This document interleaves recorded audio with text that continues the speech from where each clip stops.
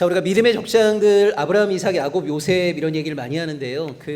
여러분 성경이 말하는 믿음이라고 하는 것과 오늘 우리가 생각하는 믿음이라고 하는 건 조금 다릅니다. 우리가 믿음으로 구원을 받는다라고 할 때 많은 사람들이 생각하는 믿음은요, 그 헬레니즘이 말하는 믿음일 때가 많이 있어요. 그 서양 사상의 두 기둥 그러면 헤브라이즘하고 헬레니즘을 보통 얘기합니다. 그 헤브라이즘이라고 하는 것은 유대인들의 사고를 헤브라이즘이라고 하고 그리스 철학을 중심으로 한 사상을 헬레니즘 이렇게 얘기해요.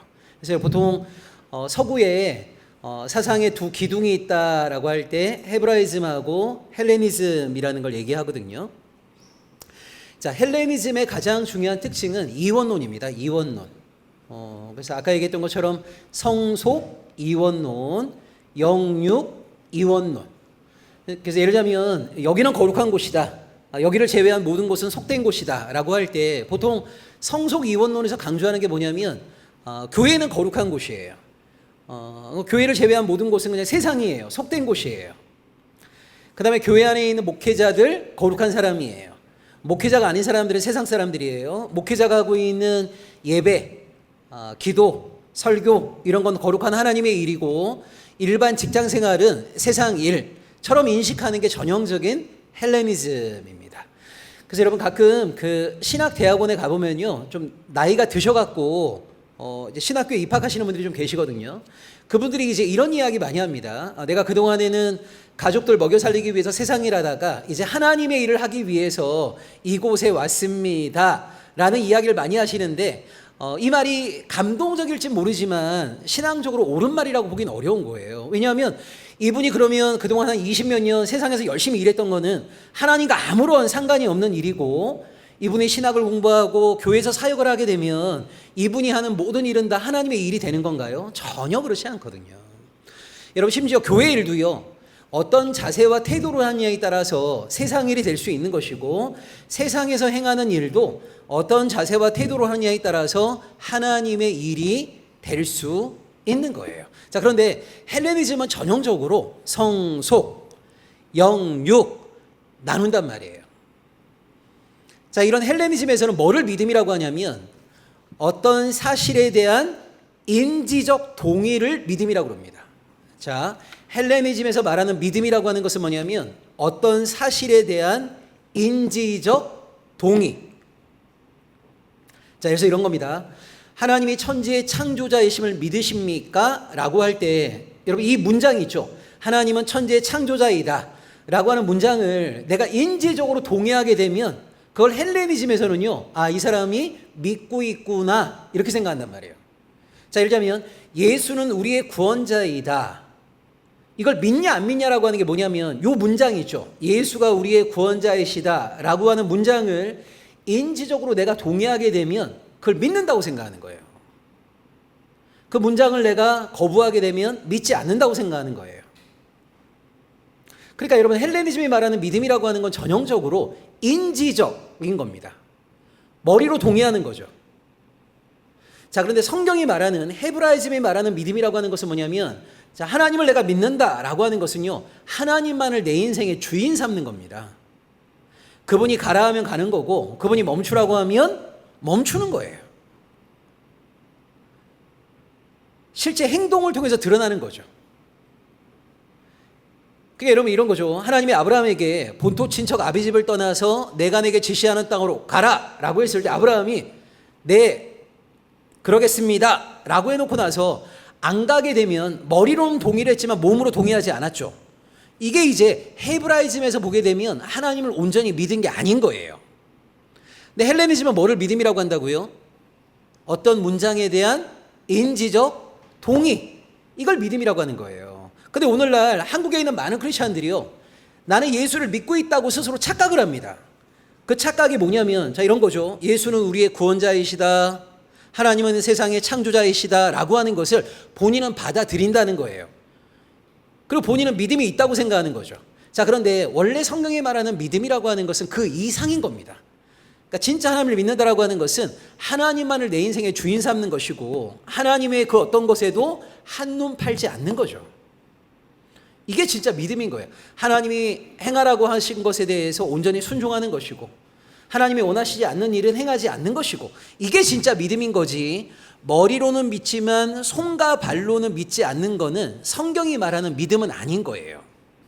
그래서 우리가 보통 저 사람을 믿음의 사람이라고 할 때 그걸 여러분 자꾸 인지적인 것으로 이해하시면 안 됩니다. 인지적인 것으로 이해하시면 안 되고, 믿음이라고 하는 것은 존재를 다하는 거다, 삶을 통해서 증명되는 것이다라고 하는 것을 좀 기억하시면 좋겠습니다.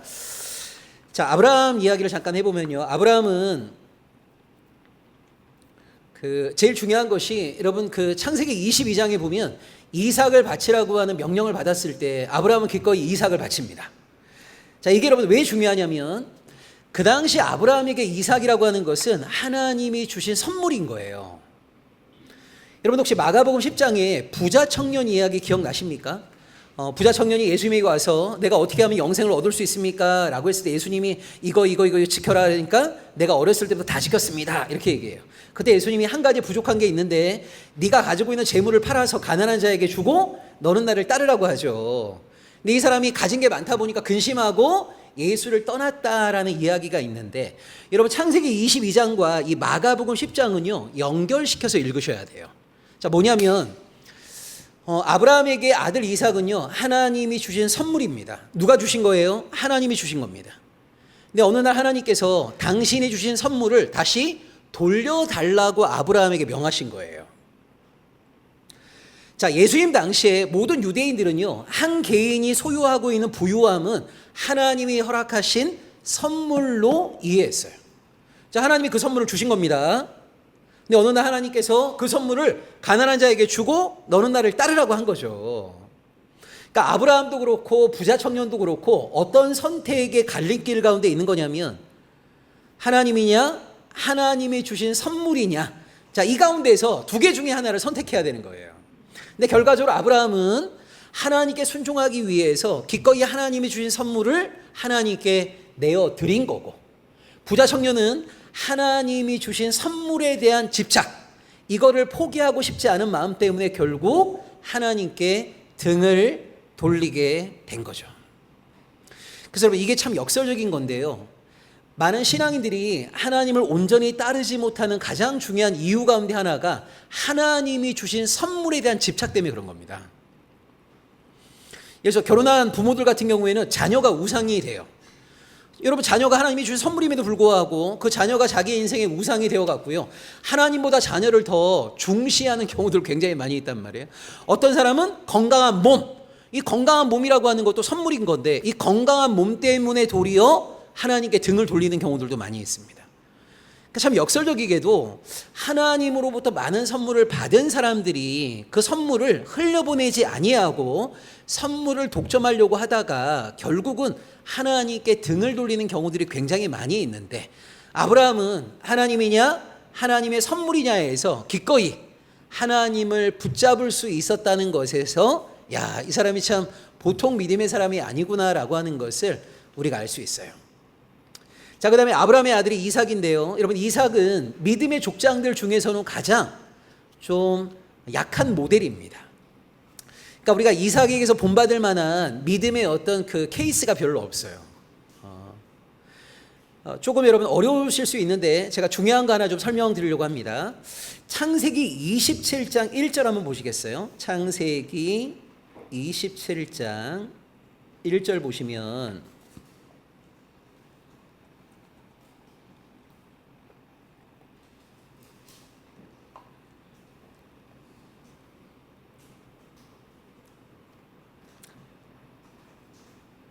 자, 창세기 27장 1절입니다. 같이 한번 읽어보죠. 이삭이 나이가 많아 눈이 어두워 잘 보지 못하더니 맏아들 에서를 불러 이르되 내 아들아 하매 그가 이르되 내가 여기 있나이다 하니, 이렇게 돼 있죠. 여러분 여기 이삭이 나이가 많았다, 눈이 어두웠다 라고 돼 있는데요, 여러분 성경에 눈이 어두웠다는 말은 분별력을 상실했다 이런 의미가 있어요. 자, 근데 재밌는 게 여러분 이때 이삭의 나이가요 100살이 조금 넘었을 때예요. 근데 이삭이 이때부터 어떤 인생을 사냐면요, 아휴 오늘 죽을 것 같다 라고 하면서 죽기 전에 내가 원하는 음식 좀 먹을 수 있도록 해줘, 이렇게 이삭이 80년을 삽니다. 그러니까 이게 무슨 말이냐면 여러분 이런 사람하고 80년을 같이 산다고 생각해 보세요. 오늘 당장 죽을 것 같아. 나 이제 살 날이 얼마 안 남은 것 같아. 라고 하면서 자기가 죽기 전에 이 소원이 있는데 이거 좀 들어줘. 라고 하면서 80년을 산 거예요. 이 이삭이. 지금 뭐 이삭 부러워서 계속 한우성을 지르는 거예요. 그러니까 여러분 여기서도 창세기 27장이 어떤 맥락이냐면 이삭이 자기 아들 에서를 몰래 불러갖고요. 나 이제 죽을 것 같으니까 내가 좋아하는 별미를 만들어 갖고 와라. 그 별미 먹고 내가 마지막으로 힘을 내갖고 있는 힘껏 너를 축복해 줄게. 이 얘기거든요. 이 얘기. 자, 근데 보세요 여러분. 한국교회 많은 신앙인들이 창세기 27장을 어떻게 오해하냐면 자 이렇게 오해합니다. 이삭이 에서를 몰래 불렀습니다. 그러면서 에서한테 에서야 내가 원하는 음식 별미를 만들어 와. 내가 그거 먹고 힘을 내갖고 너한테 복을 왕창 빌어줄게 라고 했는데 그걸 기가 밝았던 리브가가 다른 거예요. 리브가가 에서인 것처럼 야곱을 위장해갖고 야곱이 들어가서 에서가 받아야 될 복을 야곱이 가로챘다 라고 생각하는 게 일반적인 한국교회 신앙인들의 해석입니다. 자, 그런데 여러분 보세요.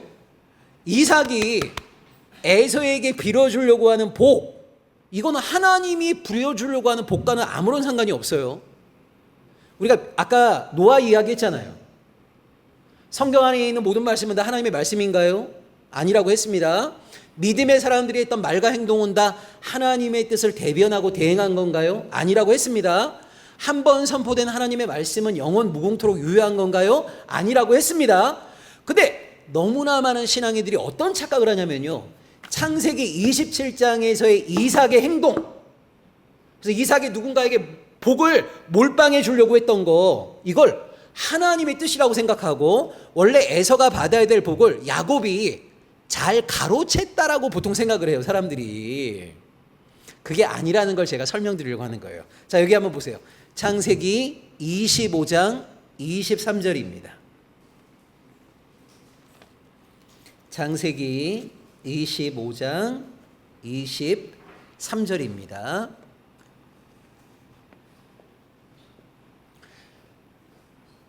여러분 창세기에 보시게 되면 좀 놀라운 특징이 몇 가지가 있어요. 그게 뭐냐면 믿음의 부인들, 믿음의 족장들의 부인들은요 굉장히 오랜 세월 동안 아이를 출산하지 못합니다. 여러분 아시다시피 사라가 90살에 이삭을 낳았잖아요. 리브가도 결혼하고 20년 후에 에서와 야곱이라는 쌍둥이를 놓은 거예요. 근데 그 당시 기준으로는요 여인이 결혼하고 나서 아이를 즉각적으로 임신하지 못하게 되면 신의 복을 받지 못한 사람이라고 낙인이 찍혔어요. 그러니까 실제 보세요. 아브라함이나 이삭이나 그리고 그의 부인이었던 사라나 리브가나 다 하나님의 사랑을 받은 사람들이지만 현실적으로는요 하나님께 어떤 복도 받지 못한 사람처럼 오랜 세월을 살아봤단 말이에요. 그러니까 우리가 눈에 보이는 어떤 것을 가지고 이 사람은 하나님께 복을 받았네, 복을 받지 못했네라고 성급하게 판단하는 것 자체가 하나님의 뜻하고는 상관이 없는 거예요. 여러분 결혼하자마자 아이를 놓는 사람은 하나님이 복 주신 겁니까? 결혼하고 나서 10년, 20년 동안 자녀가 없는 사람들은 하나님이 버리신 건가요? 그러니까 이런 식의 생각 자체가 우리가 너무 현상적인 것을 가지고 자꾸만 너무 쉽게 하나님의 복과 저주에 대한 이야기를 많이 하는데 창세기는 우리에게 뭐라고 얘기하고 있냐면 아브라함의 부인이었던 사라, 이삭의 부인이었던 리브가는요 오랜 세월 동안 자녀를 임신하지 못했어요. 그러니까 현상적으로 보게 되면 누구보다 하나님의 사랑을 받은 사람이지만 하나님의 사랑을 받지 못한 자처럼 살아갔단 말이에요.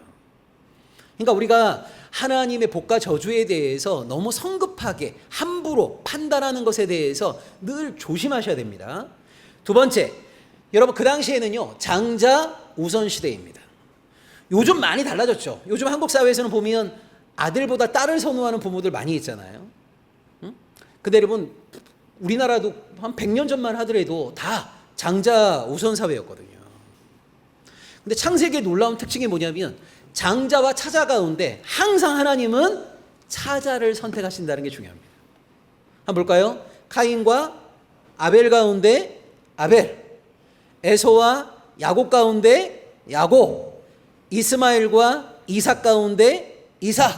야곱의 12아들 르우벤이 아니라 넷째 유다, 11번째 요셉이 선택되잖아요. 므낫세와 에브라임 가운데 에브라임. 그러니까 여러분 이게 뭐냐면 하나님은 그 당시에 일반적인 세계관을 뒤집어 엎으신단 말이에요. 그 당시에 모든 사회가 장자의 절대적인 가치를 부여했던 장자 우선주의 사회였는데 하나님은 세속의 가치를 완전히 뒤집어 엎으십니다. 자 보세요. 이삭과 리브가가 결혼했는데 오랜 세월 동안 자녀가 없었어요. 20년 만에 아이를 임신하게 됐습니다. 근데 쌍둥이였어요. 근데 이 쌍둥이가 리브가의 태내에서 맨날 싸우는 거예요. 이것 때문에 이삭하고 리브가가 이 쌍둥이들의 운명이 어떻게 될 것인지 하나님께 묻습니다. 그때 하나님이 주신 말씀이 25장 23절이에요. 자, 잘 보세요. 25장 23절 같이 읽어볼게요. 여호와께서 그에게 이르시되 두 국민이 내 태중에 있구나. 두 민족이 내 복중에서부터 나누이리라. 이 족속이 저 족속보다 강하겠고 큰 자가 어린 자를 섬기리라 하셨더라. 이렇게 돼 있어요. 여러분 여기 잘 보셔야 돼요. 이거 굉장히 중요한 내용이니까. 자, 리브가가 아이를 임신했는데 쌍둥이에요. 근데 이 아이들이 태내에서부터 막 싸우고 있어요. 얘네들 어떻게 될 것인가? 하나님께 물었어요. 그때 하나님이 뭐라고 말씀하시냐면 두 국민이 태중에 있다는 거예요. 두 민족이 복중에서 나누일 거라는 거예요. 여러분 여기 국민, 민족 이 말이 무슨 말이냐면 태어나는 두 아이 모두가 한 민족의 조상이 될 거라는 거예요. 무슨 말이에요? 엄청난 후손 번성의 복을 받는다는 거예요. 두 아이 모두가 복을 받는다는 게 중요합니다. 둘 다 복을 받지만 큰 자가 어린 자를 섬긴다는 말이 뭐냐면 어린 자가 큰 자보다 더 큰 복을 받는다는 거거든요. 자, 여러분 이걸 잘 기억하셔야 돼요.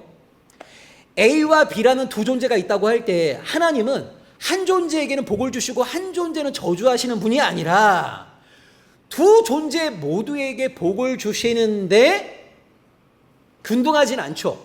한 존재가 다른 존재에 비해서 보다 큰 복을 받는 거죠. 이건 아니죠. 한 존재가 복을 받게 되면 한 존재는 어쩔 수 없이 저주를 받게 되는 그건 아니란 말이에요. 이해가 되세요? 근데 여러분 나중에 자, 이 말을 전혀 기억하지 못한 사람이 누구냐면 이삭이란 말이에요. 이게 여러분 아이들이 태어나기 전에 하나님이 주신 말씀이란 말이에요. 큰 자가 누구예요? 에서. 작은 자가 누구예요? 야곱. 작은 자가 큰 자보다 더 큰 복을 받는다는 걸 하나님이 미리 말씀하셨잖아요. 이걸 이삭은 전혀 기억을 못하고 나이가 들어서 분별력이 상실되었을 때 큰아들만 몰래 불러갖고 큰아이에게 복을 몰빵해 주려고 하고 있잖아요. 이건 하나님의 뜻하고 아무 상관이 없는 거예요. 아무 상관이 없는 거란 말이에요. 그러니까 여러분 왜 이삭이 분별력을 상실했다고 말하는 거냐면 하나님의 뜻을 전혀 기억하고 있지 못하잖아요. 그래서 에서인 저 야곱이 아버지에게 축복의 기도를 들었어요. 나중에 여러분 에서가 왔죠. 에서가 자기에게도 복을 빌어달라고 그러니까 아버지가 뭐라고 합니까? 너에게는 빌어줄 복이 없다고 하면서 온갖 저주를 퍼붓잖아요.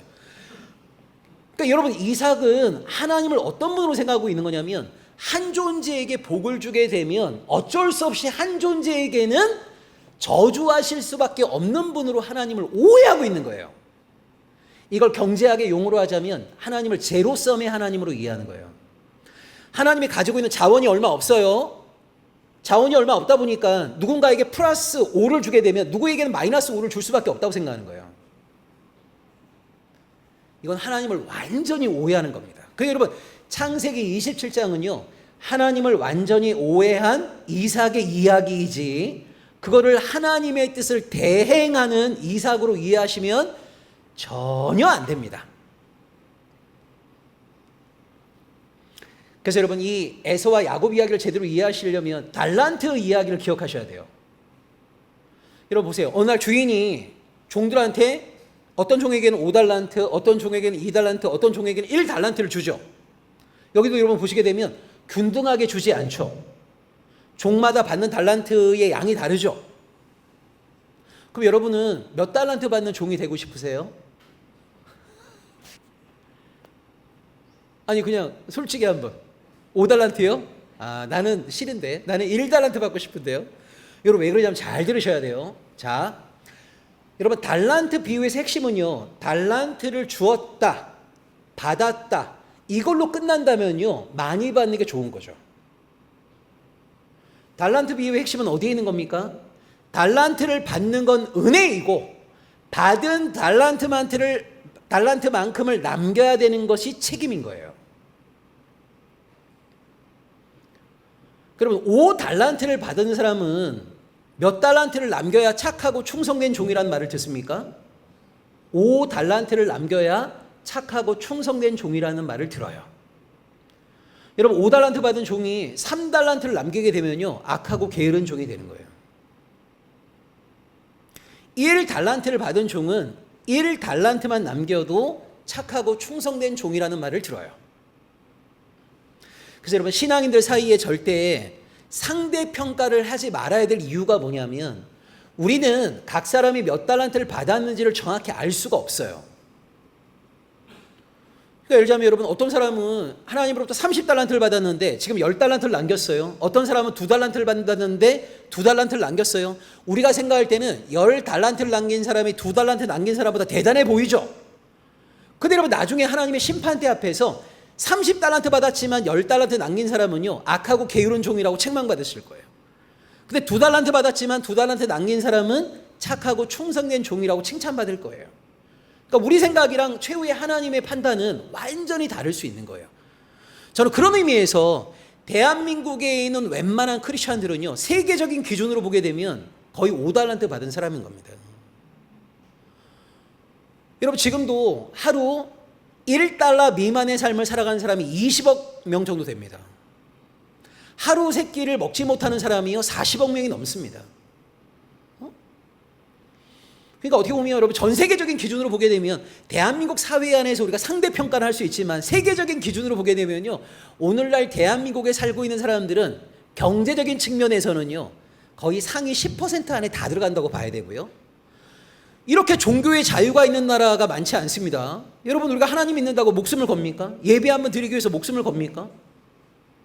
그러니까 어떻게 보면 오늘날 대한민국에 있는 많은 신앙이들은 신앙적으로나 경제적으로 정말 엄청난 복을 받은 사람들인데 이런 상황 속에서 우리가 받은 은혜만큼의 목을 남기고 있는가? 이걸 우리가 진지하게 좀 잘 묻는 게 필요해요. 자, 그런데 이삭은 믿음의 사람들 중에서는 굉장히 좋은 모델이라고 하기 어려운 사람인 거예요. 하나님이 주셨던 말씀도 전혀 기억 못해요. 분별력을 완전히 상실했어요. 그리고 하나님을 제로섬의 하나님으로 완전히 오해하는 겁니다. 근데 은근히 신앙인들 중에 이삭처럼 생각하는 사람이 굉장히 많습니다. 여러분 창세기를 자세히 보시게 되면요 하나님이 아브라함의 아들 가운데 이삭을 선택했다고 해서 이스마엘을 버린 거 아닙니다. 신앙인들 중에 그런 분들이 있습니다. 이삭의 후손이 오늘날 크리스천들이고 이스마엘의 후손이 무슬림들이야. 하나님은 이삭을 선택하시고 이스마엘은 버리셨다고 생각을 해요. 여러분 창세기 보세요. 하나님이 이삭에게 복을 준다고 해서 이스마엘을 저주합니까? 아니요. 이스마엘에게도 복을 주십니다. 야곱을 선택했다고 해서 에서를 버리십니까? 천만의 말씀이에요. 둘 모두에게 복을 주시는 거예요. 그러나 이삭에게 보다 큰 복을 주시는 것이고 큰 복을 받은 사람은 그만큼 복 받은 자로서 남겨야 될 목도 크다는 걸 기억하셔야 돼요. 그러니까 우리가 오늘날 신앙인들 중에도 너무 기복적으로 하나님께 뭔가를 자꾸 달라는 사람들이 많이 있는데 여러분 하나님이 우리에게 은혜를 주실 때요 항상 뭘 기억하셔야 되냐면 은혜를 흘려보내기를 기대하신다는 걸 기억하셔야 돼요. 은혜는 독점하는 게 아닙니다. 은혜 받은 만큼의 목을 남겨야 되는 책임감이 있는 건데 그런 의미에서 오늘날 한국 기독교가 사실 엄청난 은혜를 받았지만 이 은혜를 잘 흘려보내지 않죠. 쓸데없는 곳에 돈 너무 많이 쓰죠. 이거 하나님 앞에서 굉장히 위험한 일이라는 것을 기억하셔야 되고 자 야곱 여러분은 창세기에 나와 있는 믿음의 인물들 가운데 누가 제일 좀 이렇게 심정적으로 좀 공감이 되십니까? 아마 현대인들은 대부분 야곱이 아닐까라는 생각이 들어요. 야곱은 여러분 특징이 뭐냐면요 자기가 원하는 모든 걸 얻어낸 사람이에요. 나 라헬과 결혼해야 되겠다 그러면 결혼하잖아요. 삼촌 라반의 양과 염소를 빼앗겠다 그러면 빼앗잖아요. 형의 장자권을 빼앗겠다 그러면 빼앗아요. 그러니까 야곱은 어떻게 보면 자기 인생에서 꿈꾸었던 모든 것을 얻어낸 사람이에요. 근데 마지막 순간에 이집트의 왕 바로 앞에서 자기 인생이 참 험난했다 이렇게 얘기해요. 그러니까 저는 현대인들의 삶이 오늘날 야곱과 좀 비슷한 게 아닌가? 원하는 것들을 많이 얻어내었음에도 불구하고 삶이 별로 행복하진 않은 거예요. 여러분은 어떠세요? 한국 사람들한테 그 삶이 행복하십니까? 물어보게 되면 뺨 맞는 경우들이 많아요. 누구 약 올리냐? 뭐 이런 식의 반응들이 많단 말이에요. 그러니까 참 보면 불과 50년 전 사람들에게는 정말 꿈 같은 이야기의 삶을 우리가 지금 살고 있는데, 근데 자기 삶이 행복하다고는 사람들이 잘 못 느껴요. 그런 의미에서 오늘날 우리의 삶이 좀 야곱을 닮지 않았나라는 생각이 좀 많이 들어요. 자, 요셉에서는 여러분 하나만 제가 좀 설명드리려고 합니다. 요셉은 17살에 이집트의 노예로 팔려갔어요. 그리고 보디발에 대한 집에서 열심히 일해가고 가정 총무가 됐는데 어느 날 갑자기 보디발의 아내가 요셉을 유혹했네요. 그러니까 보디발의 아내하고 요셉만 입을 닫으면 완전 범죄예요. 근데 요셉은 하나님의 시선을 염두에 두면서 그 여인의 유혹을 뿌리쳤어요. 그럼 여러분 하나님으로부터 어떤 복을 받아야 될 것 같지 않아요? 근데 요셉을 기다리고 있던 게 뭐냐면 성폭행범이라는 누명을 쓰고 감옥으로 들어가는 거였어요. 근데 요셉은 감옥에서도 또 열심히 살아요. 그러니까 제가 볼 때 우리 구약에서 제가 좀 본받고 싶은 인물 2명이 있는데 하나가 요셉이고 하나가 다윗인데요. 요셉과 여러분 다윗의 인생을 보시게 되면 정말 인생의 롤러코스터를 타거든요. 그런데 단 한 번도 요셉과 다윗은 자기 인생에 대해서 좌절하지 않습니다. 그러니까 그 하나님의 뜻을 알 수 없는 그 순간에도 하나님에 대한 신뢰를 포기하지 않아요. 그래서 결국 30살의 요셉이 이집트의 총리가 되지 않습니까? 그럼 나중에 형들한테 뭐라고까지 얘기하냐면 형들이 나를 이집트로 보낸 게 아니라 하나님이 나를 이집트로 보냈다, 이렇게까지 얘기해요. 자, 여기서 여러분 제가 중요한 이야기 하나 드리려고 합니다. 히브리어로 믿음이라는 단어가 에무나라는 단어입니다. 에무나. 헬라어로는 피스티스라는 단어인데요. 이 에무나라는 히브리어의 뜻이 뭐냐면, 잘 들으세요. 하나님의 뜻을 알 수 없는 그 순간에도 하나님에 대한 신뢰를 포기하지 않음. 이게 여러분 에무나라는 단어의 뜻입니다. 다시 한번, 가만히 그대로 있어요. 하나님의 뜻을 알 수 없는 그 순간에도 하나님에 대한 신뢰를 포기하지 않는 거예요. 저는 그런 의미에서 정말 이 믿음을 자신의 삶을 통해서 아름답게 증명한 사람이 바로 요셉이 아닌가라는 생각이 들어요. 여러분 17살에 낯선 이방 땅에 노예로 팔려갔다 그러면 인생 거의 쫑난 거 아닙니까? 쫑난 거예요. 이건 여러분 좀 약간 다른 이야기인데, 여러분 AD 1세기까지만 하더라도 자살이 죄가 아니었습니다. AD 1세기까지요.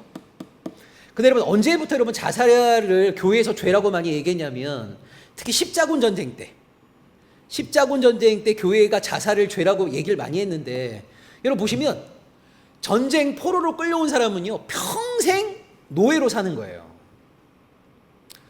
그러면 여러분 한번 생각해 보세요. 인생에 별로 이게 희망이 안 보이는 거예요. 평생을 노예로 살아야 되는데. 그러니까 이런 사람들 중에 자살을 많이 하게 돼요. 자살을. 그럼 주인 입장에서는 종과 노예가 자살하게 되면 자기의 중요한 재산을 상실하는 거 아닙니까? 이때 주인이 교회에 강력하게 요청해갖고 자살을 막아달라고 얘기했고, 이때부터 여러분 교회가 자살을 죄라고 많이 말하게 된 거거든요. 자, 근데 제가 무슨 얘기를 좀 드리려고 하는 거냐면, 17살에 이방 나라에 노예로 팔려갔다 그러면 무슨 인생에 희망이 있겠냐고요. 그대로 요셉이란 사람은 17살에 노예로 팔려가고요, 보디발 집에서 열심히 일하잖아요. 가정 총무까지 되잖아요. 근데 억울하게 누명을 쓰고 감옥에 들어갔잖아요.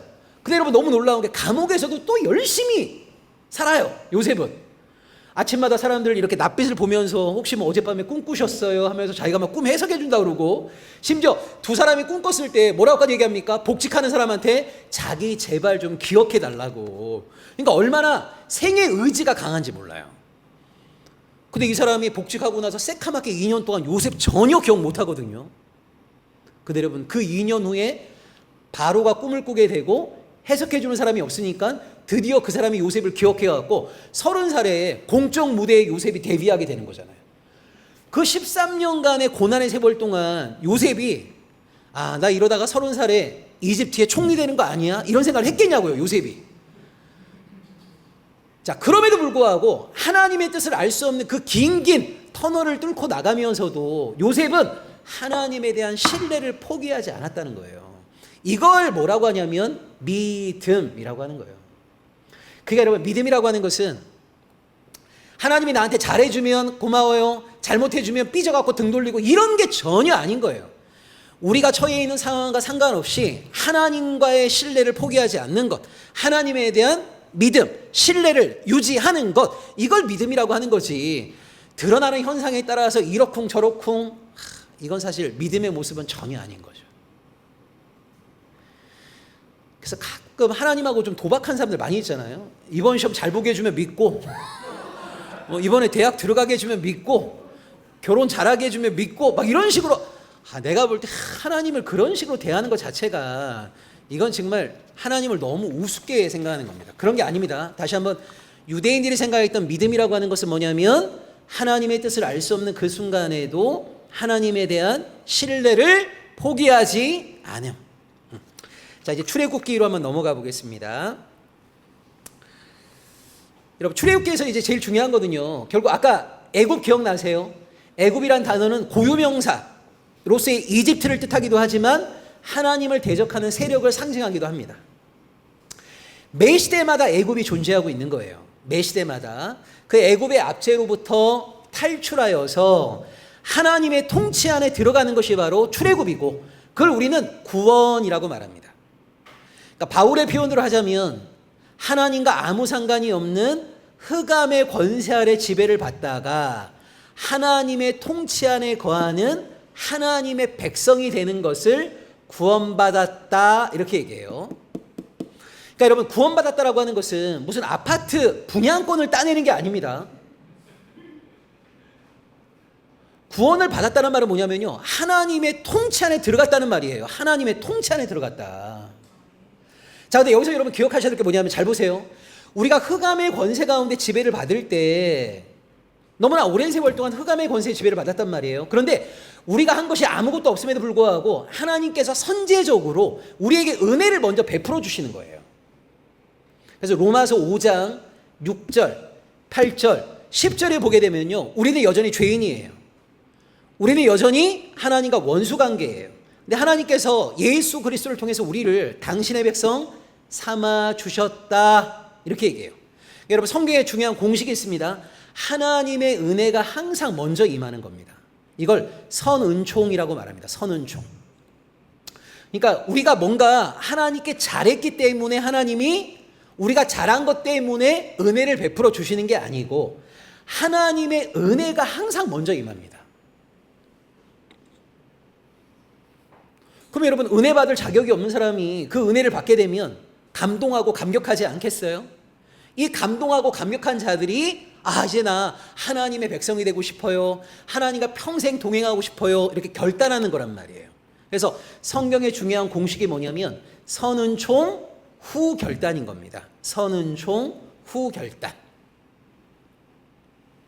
자, 출애굽 때도 마찬가지예요. 여러분, 하나님께서 이스라엘이 뭔가 잘했기 때문에 출애굽시켜준 게 아니죠. 여러분, 출애굽기에 이런 거 나옵니까? 이스라엘 백성이 하나님께 순종할 때마다 포인트 1점씩 줘요. 그래서 포인트 만점이 될 때 내가 너희들 출애굽시켜줄게. 그래서 포인트 만점이 됐을 때 하나님이 출애굽시켜준 게 아니잖아요.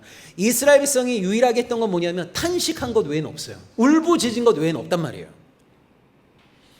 근데 그 울부짖는 이스라엘 백성들의 소리를 들으시고 하나님이 선제적으로 이스라엘에게 먼저 은혜를 베풀어 주신 거란 말이에요.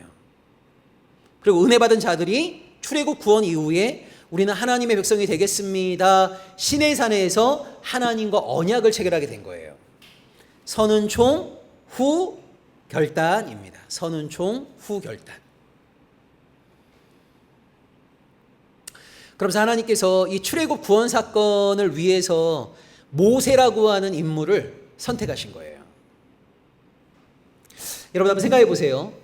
그 당시에 출애굽을 꿈꿨던 사람들이 얼마나 많았겠어요. 많고 많은 사람 가운데 하나님이 모세를 출애굽의 지도자로 부르신 이유가 있습니다. 이유가 세 가지를 좀 우리가 주목해야 되는데요. 첫째, 모세가 출애굽의 지도자가 될 수밖에 없었던 이유. 첫 번째는요, 모세가 40세에 출애굽을 해본 경험이 있습니다. 여러분, 40살 때 모세가 애굽의 군인을 죽이고 나서 미디안으로 망명을 하거든요. 그러니까 40세에 모세는 출애굽을 해본 거예요. 출애굽을. 그리고 여러분, 40년 동안 미디안에서 모세가 살면서 40년 동안 뭐 했죠? 양과 염소를 쳤습니다.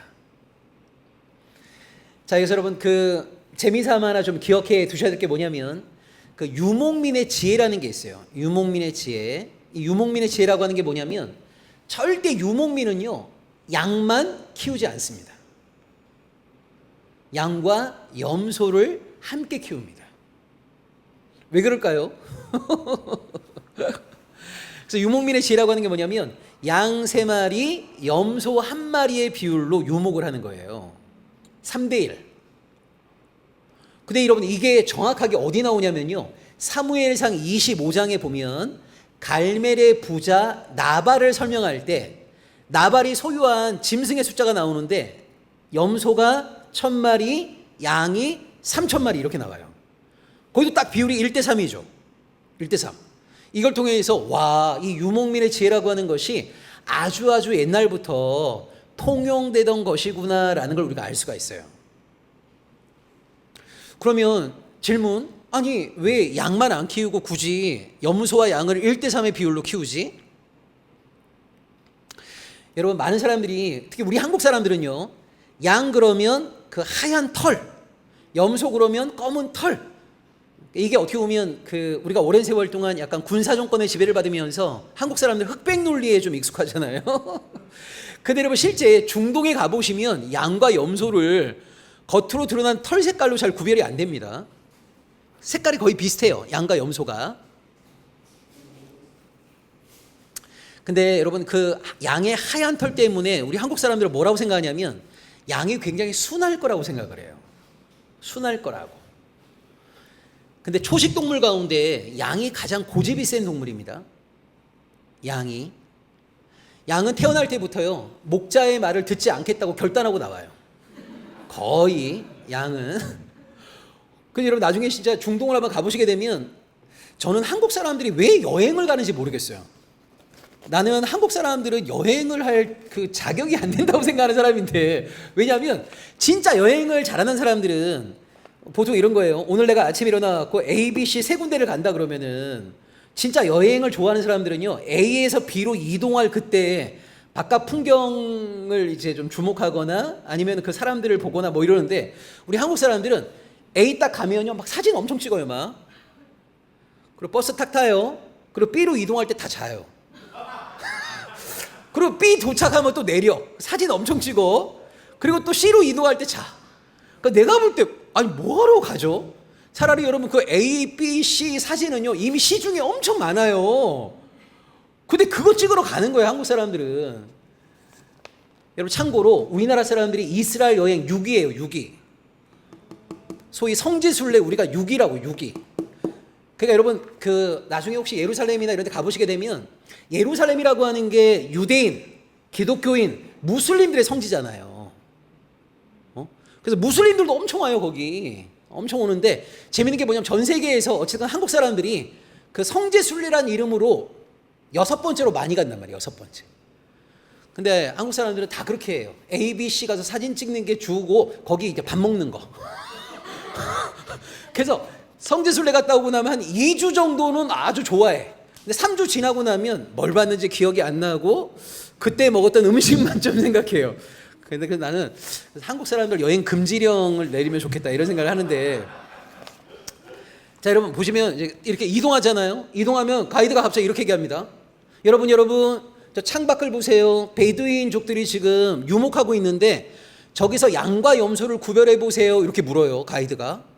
그럼 한국 사람들이 자다가 양과 염소를 구별해 보라는 얘기 듣고 나서 콧방귀 끼면서 잠에서 깨는 거예요. 양과 염소? 하얀 건 양이고 검은 건 염소지 이렇게 생각하고 눈을 뜨는데 막상 눈을 딱 떠보면요 다 황갈색이에요. 그리고 엄청 커요. 엄청. 여러분 시편에 사슴이 물을 찾아 할 때 그 사슴이 사실은 순염소입니다. 사슴이 아니라. 근데 하여튼 그러니까 우리가 흔히 생각하는 거랑 달라요. 아무리 봐도 양과 염소 우리는 구별 못해요. 가이드가 그때 얘기해 주는 거죠. 여러분 자세히 보시게 되면 꼬리를 내리고 있는 게 있고 꼬리를 들고 있는 게 있어요. 머리를 쳐박고 있는 게 있고 머리를 들고 있는 게 있어요. 뭐가 염소일까요? 머리를 들고 있는 게 염소예요. 양은 대부분 다 머리를 쳐박아요. 꼬리를 들고 있는 게 염소고 꼬리를 내리고 있는 게 보통 양이에요. 그러니까 이게 무슨 말이냐면 염소는 계속 좀 이동하고 싶어 해요. 이동. 근데 양은 웬만하면 잘 안 움직이고 싶어 해요. 그러니까 여러분 보세요. 모세가 원래 원펀치의 소유자거든요. 모세가 주먹이 엄청 세잖아요. 이집트 군이 그냥 한 방에 죽여버리잖아요. 근데 그 모세가 제가 볼 때 미디안에서 처음 양칠 때 아마 몇 마리 죽었을 것 같아요. 자 가자 하는데 양은 웬만하면 안 가. 모세가 이렇게 한 대 때리면 양들이 거의 돌아가셨죠. 그래서 안 움직이고자 하는 양만 치게 되면요 목자가 스트레스 받아갖고 암 걸려 죽는 거예요.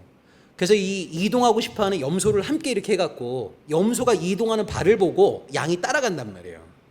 이게 유목민의 지혜예요. 1대3. 모세가 40년 동안 그 고집센 양을 40년 동안 친 거예요. 그리고 80세에 출애굽의 지도자로 부름받아갖고 양만큼이나 고집센 이스라엘 백성들을 40년 동안 인도한 거죠. 그러니까 저는 이 두 번째가 정말 중요하다고 생각합니다. 여러분 하나님은요 훈련된 사람을 사용하십니다.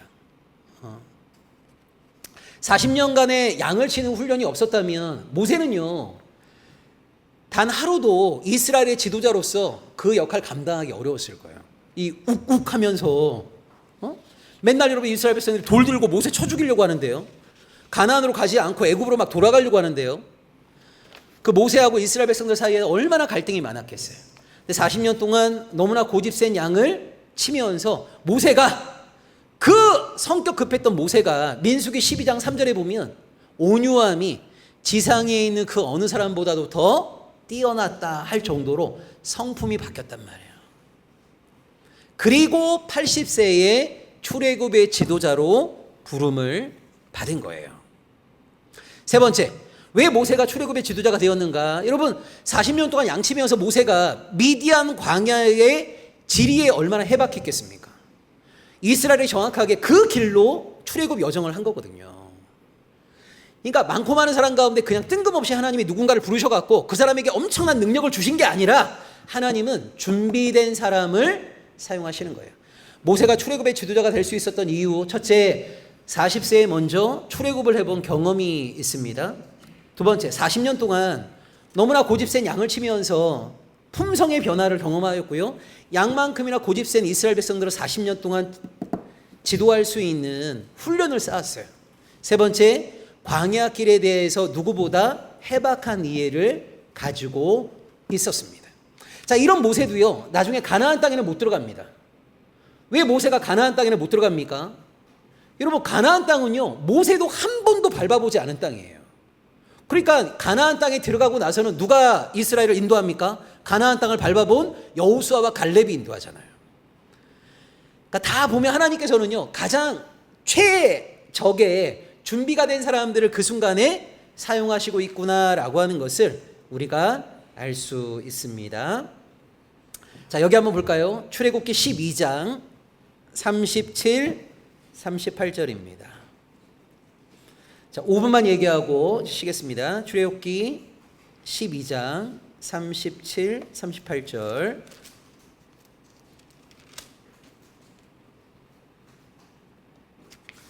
자, 여기서 매우 중요한 거를 몇 개 좀 언급하려고 하는데요. 출애굽기 12장 37, 38절 천천히 같이 한번 읽어볼게요. 이스라엘 자손이 람셋을 떠나서 숫곳에 이르니 유아 외에 보행하는 장정이 60만 가량이요 수많은 잡족과 양과 소와 심이 많은 가축이 그들과 함께 하였으며. 자, 제가 간단하게 설명합니다. 여러분 여기 37절에 보면 출애굽한 사람 가운데 보행하는 장정, 여기 보행하는 장정이라는 말은요 보병이라는 말이에요. 보병이라는 말은 뭐냐면 싸움에 나갈 수 있는 남자들. 누가 싸움에 나갑니까? 20세 이상의 남성. 20세 이상의 남성이 60만 명이라는 거예요. 그럼 여러분 한번 생각해 보세요. 20세 이상의 남성이 60만 명이면 20세 이상의 여성도 한 60만 명. 그 다음에 20세 이하. 여러분 옛날에는 엄마 아빠가 있으면 엄마 아빠의 숫자하고 자녀들의 숫자하고 어디가 더 많죠? 자녀들의 숫자가 옛날에는 훨씬 많죠. 엄마 아빠. 근데 자녀는 막 4명, 6명, 8명 이렇게 되는 거잖아요. 그러면은 한번 보세요. 20세 이상의 남성만 60만 명이면 여인도 60만 명이라고 치고 그 다음에 20세 미만 이거를 60만만 잡아도 다 합치면 180만이 넘죠. 그렇죠? 그러니까 일단 자 첫째 엄청난 숫자가 출애굽했다는 건 일단 아시겠죠? 자 일단 여기까지 얘기했습니다. 두 번째, 근데 여러분 보통 누가 출애굽했다고 생각하시죠? 보통 누가 출애굽을 했다고 생각을 해요? 많은 사람들이 이렇게 생각합니다. 야곱의 70명의 가족이 기근을 피해서 이집트로 내려간 거거든요. 그리고 고센이라는 지방에서 이 사람들이 거하게 되죠. 그러다 나중에 왕조가 바뀌면서 이 사람들이 강제 노역에 시달렸죠. 이들이 하나님께 아우성을 쳐갖고 하나님이 이들을 구원해 주셨다고 생각을 해요. 그러니까 뭐라고 보통 생각하냐면 야곱의 가족들이 내려갔다가 인구가 늘어나게 되었고 그 야곱의 가족들이 출애굽했다고 보통 생각을 많이 해요. 근데 여러분 그렇지 않아요. 38절에 나와 있는 것처럼 출애굽 때 누가 함께 했어요? 수많은 잡족이 함께 했다는 게 중요합니다. 수많은 잡족. 여기 수많은 잡족이 몇 명인지 몰라요. 엄청나게 많은 수많은 잡족이 함께 나온 겁니다. 그래서 제가 결론부터 말씀드리면 이 수많은 잡족이 시내산에서 하나님의 언약 백성이 되면서 수많은 잡족이요 12지파로 편입해 들어간 거예요. 그 가운데 대표적인 사람이 누구냐면 여러분 갈렙 기억나세요? 갈렙? 여러분 갈렙이란 사람은 그니스 사람이에요. 그니스. 이 그니스는 에돔의 후손이에요. 원래 갈렙이란 사람은 에돔의 후손이라고요. 그런데 출애굽할 때 함께 나왔어요.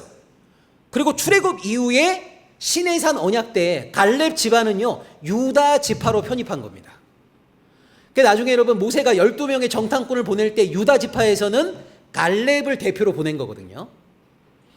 그러니까 이걸 기억하셔야 돼요.